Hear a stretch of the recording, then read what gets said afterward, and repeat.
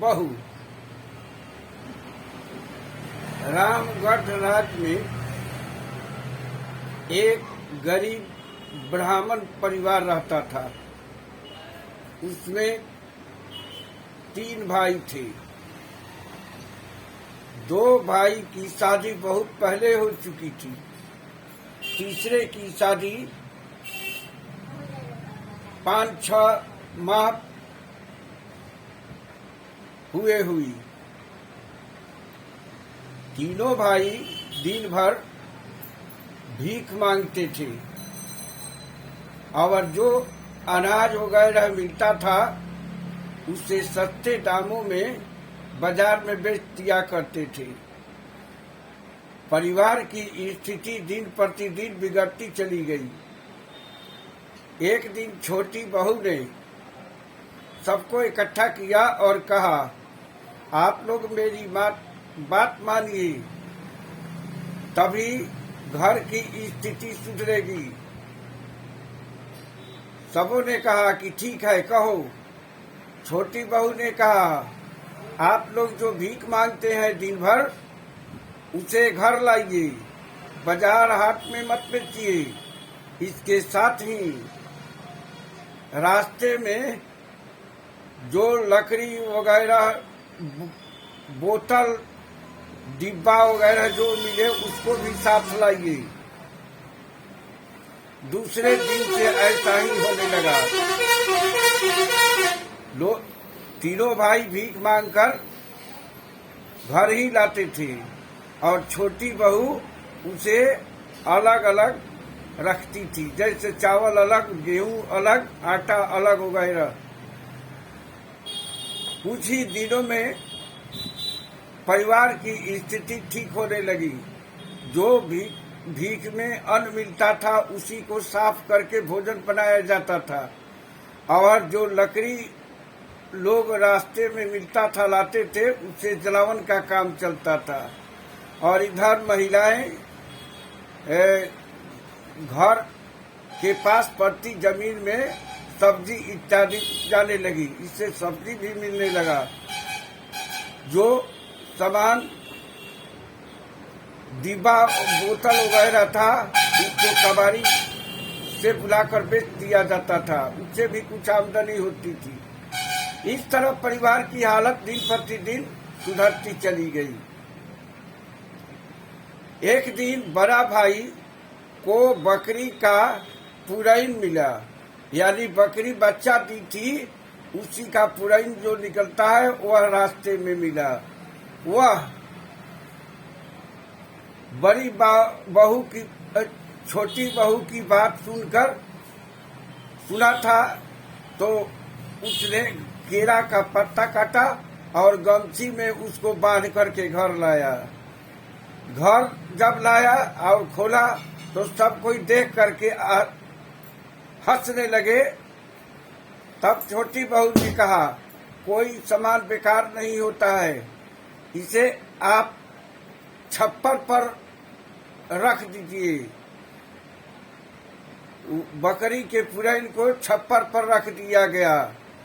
दूसरे दिन जब देखा गया तो वह झाड़ नहीं था, उसके जगह एक चमकता हुआ कोई पदार्थ दिखाई दिया। छप्पर पर चढ़ करके उसे जब लाया गया तो वह उस राज्य के महारानी का 9 लक्खा हार मिला। इधर राज भवन में हार के खो जाने से खलबली मच गई थी। राजा ने घोषणा करवाई कि जिस व्यक्ति के पास 9 लक्खा हार होगा और मिलेगा और ला करके देगा, उसे आधा राज दे दिया जाएगा। इधर छोटी बहू ने हार को साफ किया और एक स्वच्छ कपड़े में रख दिया। दूसरे दिन उसने सभी भाइयों को बुलाया और कहा, आप लोग राज दरबार जाइए और इसी हार को लेते जाइए। और राजा जब पूछे कि आधा राज देने को कहें तो आप कहिएगा कि हमें आधा राज नहीं चाहिए, बस हमारी एक शर्त है। वह शर्त क्या है कि कल दीपावली है और शाम को सबसे पहले मेरे घर में दीपक जलेगा। इसके आधे घंटे के बाद ही राजभवन या राज्य के अन्य भागों में दीपक जलाया जाएगा। राजा भी खुश हो गया कि चलो हमारा राज तो बच गया, दीपक जलाने में क्या लगा हुआ है। उस राजा ने इसे छोटी बात समझा। इसके बाद राजा ने घोषणा करवा दी कि फलान ब्राह्मण परिवार में दीपावली का पहला दीप सबसे पहले दीप जलाया जाएगा। इसके बाद ही राजभवन या अन्य लोगों के घरों में दिया जलाया जाएगा। दीपावली का दिन आ गया, संध्या हुई। बहू जब अंधेरा होने लगा तो बहू ने दीप अपने घर दीप जला दिया और दरवाजे पर बैठ गई। इधर चारों तरफ राज्य में अंधकार छाया हुआ था। लक्ष्मी जी बैकुंठ से धरती पर आई तो कहीं भी प्रकाश दिखाई नहीं दिया। तब लक्ष्मी जी हार कर उस ब्राह्मण के पास पहुंची। उन्होंने देखा कि छोटी बहू दरवाजे पर खड़ी है। वह लक्ष्मी जी उसके सामने आई और कहा कि मुझे अपने घर में रहने दो। छोटी बहू ने कहा कि हमारी एक शर्त है। लक्ष्मी जी ने पूछा क्या शर्त है? तो आपको हमेशा हमारे घर में रहना होगा। लक्ष्मी जी ने कबूल किया, लेकिन साथ ही यह भी शर्त रख दिया कि जब तक तुम्हारे घर में सलमत रहेगा, लड़ाई झगड़ा नहीं होगा और सभी परिश्रम करेंगे, तभी तक मैं रहूंगी। छोटी बहू ने इसे स्वीकार कर लिया और लक्ष्मी जी को ले जाकर अपने घर में रखा और उनका पूजा पाठ किया और उनके रहने की व्यवस्था कर दी। कुछ ही दिन के बाद उस छोटी बहू के घर का काया पलट हो गया। उसका घर राजभवन के सदृश खड़ा हो गया। लोग उसे देखकर आश्चर्य करने लगे।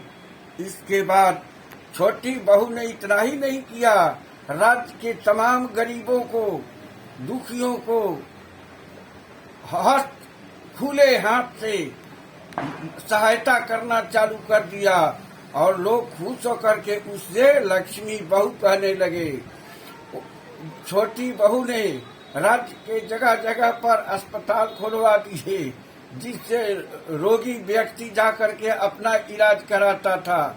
इसके बाद उद्योगपति, अन्य कारोबारी भी उससे मिलने आए, तो उसने राज्य में राजा से सहमति लेकर राज्य में कल कारखाने खोलने का इजाजत दिया और राजा भी यह देखकर सहमत हो गया।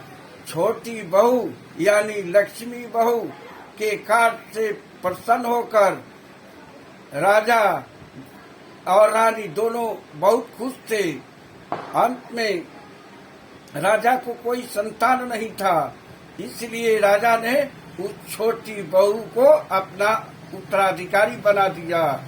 उसी समय से विभिन्न देशों में दीपावली के दिन पहले संध्या समय पहले अपने घर में लोग दीप जलाते हैं और यह परंपरा पुराने समय से लेकर आज तक चली आ रही है।